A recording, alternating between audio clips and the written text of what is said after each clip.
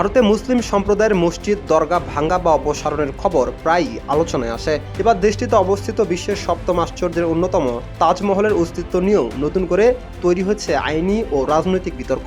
তাজমহলের নিচে কোনো প্রাচীন মন্দিরের অস্তিত্ব রয়েছে কিনা তা নিরূপণে জরিপের দাবি জানিয়ে এক আবেদনের পরিপ্রেক্ষিতে এলাহাবাদ হাইকোর্ট কেন্দ্রীয় সরকার ও আর্কিওলজিক্যাল সার্ভে অব ইন্ডিয়াকে নোটিশ জারি করেছে।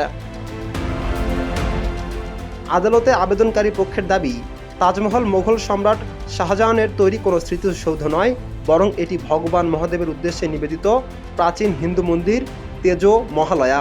হিন্দুত্ববাদী ওই আইনজীবীর দাবি, 1155 থেকে 56 খ্রিস্টাব্দে রাজা পরমর্দী দেব এটি নির্মাণ করেছিল এবং পরবর্তীতে মোগলরা এটি জোরপূর্বক দখল করে রূপান্তর করে।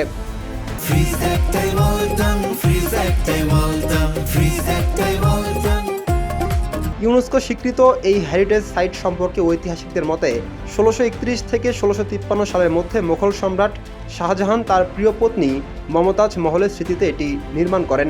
তবে আবেদনকারীর পক্ষের দাবি, তাদের কাছে 109টি প্রত্নতাত্ত্বিক প্রমাণ রয়েছে যা প্রমাণ করে এটি একটি মন্দির।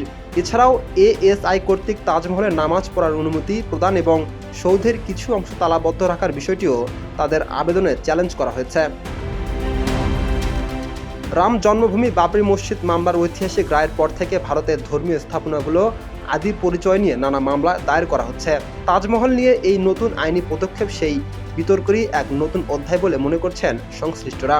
আবেদনকারীদের মূল লক্ষ্য হলো তাজমহলের ভেতরে ছবি ও ভিডিওগ্রাফির মাধ্যমে তথ্য সংগ্রহ করে আদালতের মাধ্যমে সৌধটির হিন্দু মন্দির হিসেবে স্বীকৃতি আদায় করা। এখন সংশ্লিষ্ট কর্তৃপক্ষের উত্তরের অপেক্ষায় রয়েছে উচ্চ আদালত। এই মামলার চূড়ান্ত রায় কেবল তাজমহলের ধর্মীয় পরিচয়ের বিতর্কই উস্কে দেবে না, বরং ভারতের প্রাচীন স্থাপনা ও ইতিহাস রক্ষার এক নতুন আইনি নজির তৈরি করবে বলে মনে করছেন বিশেষজ্ঞরা। রাকিব হাসান, ইত্তেফাক নিউজ।